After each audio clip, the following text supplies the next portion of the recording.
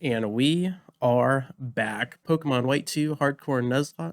We're only using Fire-type Pokemon. It's almost time to take on Skyla, but first, let's go ahead and secure that Litwick encounter in Celestial Tower and keep moving forward.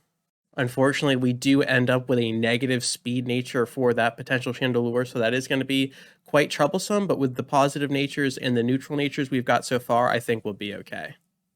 For our Relic Castle encounter, it is the one. It is the only Volcarona here. Go ahead and cash in on our Master Ball and secure a ridiculous Bugfire type Pokemon. Let's not lose them in Reversal Mountain this time. Let's just not do that. As far as the nature for the Volcarona, it is basically a neutral nature since it's dealing with the attack and defense. It doesn't mess with our speed and it doesn't mess with our special attack, which is beautiful.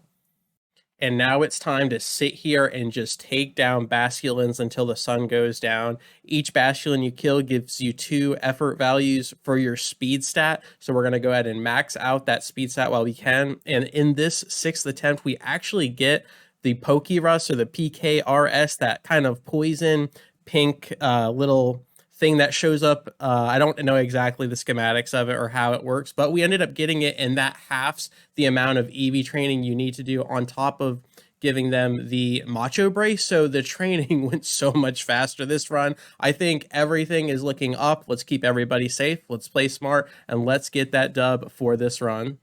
Yeah, right there in the top right corner, that Pokerus, that guy right there. It halves the EV training. It's just so cool. I'm glad we got it this time. I've got it a couple times in the past, but it's really helpful when EV training. All right, time to take on Skyla again. This is our 6th attempt. We've gotten this far once before. All of the other attempts did end very early on, except for the 4th attempt.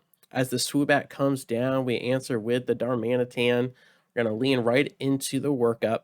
This time we do have our attack and speed EVs completely maxed out. We're going to shrug that critical hit right off. We don't care. It doesn't matter as the Fire Punch comes down. It is stab. We don't even need the super effective damage. Get the level 40 on top. Swanna the Ace comes down. We've got the same game plan as before. Got the return boosted with the normal gen. Don't have to worry about the not very effective damage with the water typing. And Swanna falls. Skarmory comes down next. Only problem with Skarmory is the sturdy, the passive there, right there, holding on. It's hard not being able to one-shot. It does make the sweeps a little bit more difficult, but the Hyper Potion will bring her back, and we just rinse, repeat. And also we have a chance of leaving a burn, and that would be a really cool fadeaway, but we do not. An Air Cutter comes down, demanding satisfaction, but we hold on. It does no damage. Nimbasa completely flexes on Skyla, beating her. 6 gems down. It's time for redemption. Let's take on Drayden. Max out all EVs. Let's do it right.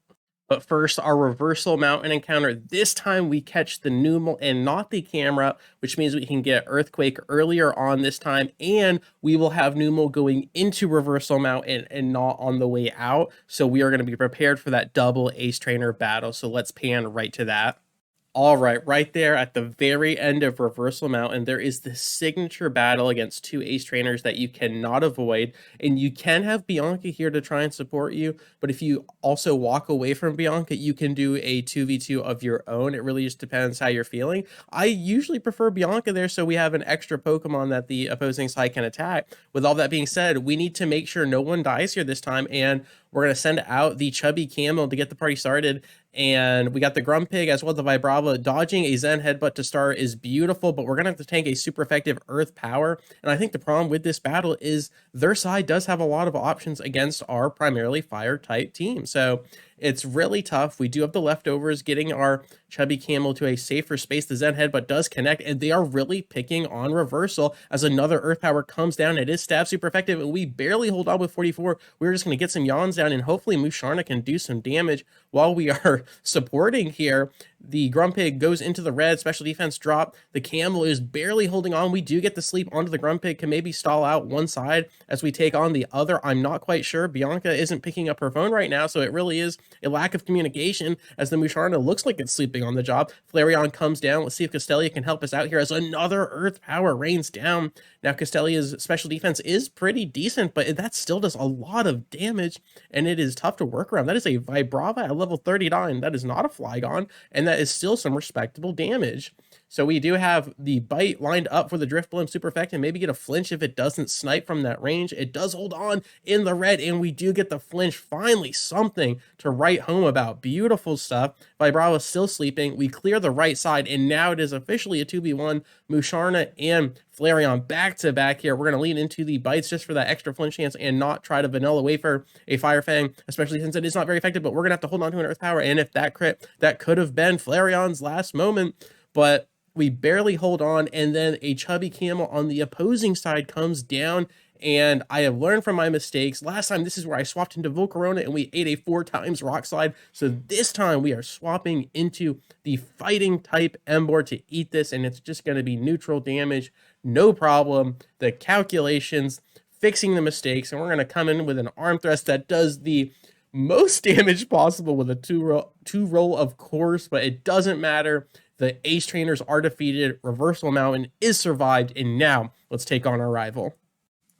All right, Undella Town against our rival. We've got everyone leveled up to 45, respecting Drayden's level cap at level 48, so we are going to have a little bit of breathing room against him, which is nice. We send out Nimbus, so we've got a cheeky little sweep strategy here. We've just got to watch out for the Pheasant. It does use a taunt here, but the damage is already done. We've already got the workup in, and now we're going to go with a stab Fire Punch with max attack. I cannot stress enough, this Nimbus's attack stat is completely maxed out as the Samurott comes down. The Aqua Jet does connect. It is stab super effective, but we hold on with 82 HP, and we get the normal gen boosted return again, just like we did in the gym battle against Skyla. Beautiful, and that only leaves the Semi-Sage right here. Hugh has not upgraded to 4 Pokemon on his team, so we lean into the stab super effective Fire Punch, and Darmanitan is an absolute monster. She is. Hugh is defeated. Let's keep it going.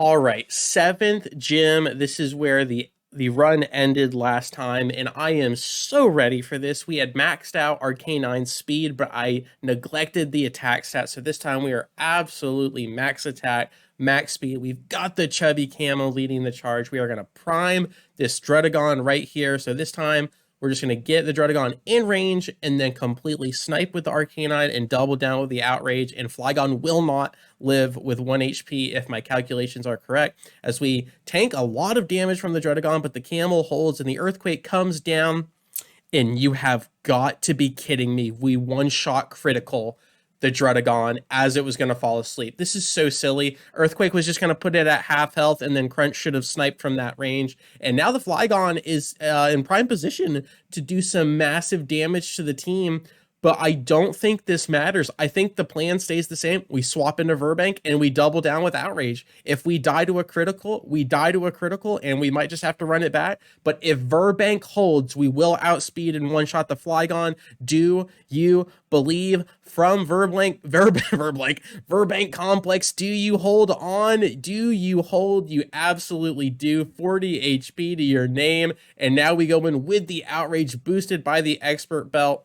Max attack, max speed, Flygon falls, and now there's only one Pokemon left. It is the Guillotine himself. Haxorus comes down, breaking the mold as he does, but the Outrage is already locked and loaded, and the Ace falls. Absolutely. 7 gym badges secured. That only leaves the pure water type gym. That is going to be such a challenge, but man, am I ready. Let's go.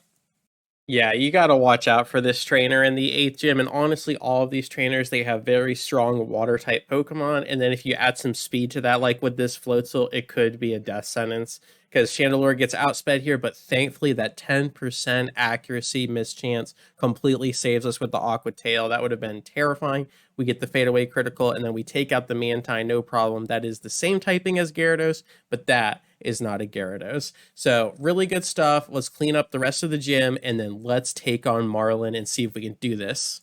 All right, the rest of the gym went without a hitch here. We've got the Celestial with the Energy Ball lined up, and because I've played White 2 and Black 2 so much, I've gotten very familiar with the Caracosta in his Shell Smash combo. We saw in Flygon HG's challenge about a year ago. When he did this, he ended up sacrificing his Fire Monkey in order to make it out with everyone intact. And I didn't even make it this far last time, but I have been thinking about this all day, and I think I have finally come up with a strategy that can work to where all 6 Pokemon get out alive. Now, if we do have to sacrifice one, I am willing to do so, but I really, really want to make it to the Elite Four with as many options on the table as possible. So here we go. Let's take on Marlin. Let's see if this strategy we cooked up can work. And the Chandelure does have a negative speed nature, but because I maxed out the speed EVs on the Chandelier, it should compensate for what we were missing in that negative nature. So Caracosta comes down,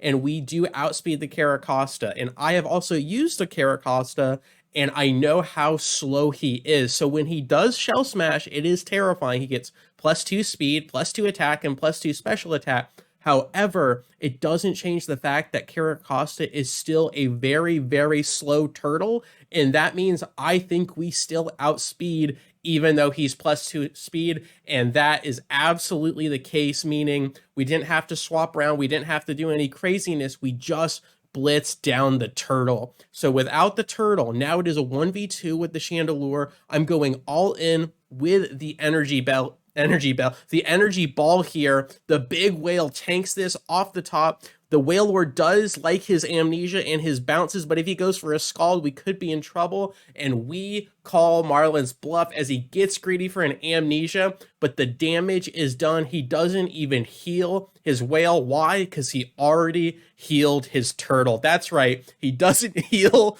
the whale because he already healed the turtle, and now we have a gem. I'm kidding. An expert belt. I'm kidding. A gem boosted Shadow Ball ready for the Jellicent. I don't even know what I'm doing at this point, but Chandelure does. Celestial drops back with a stab. Super effective.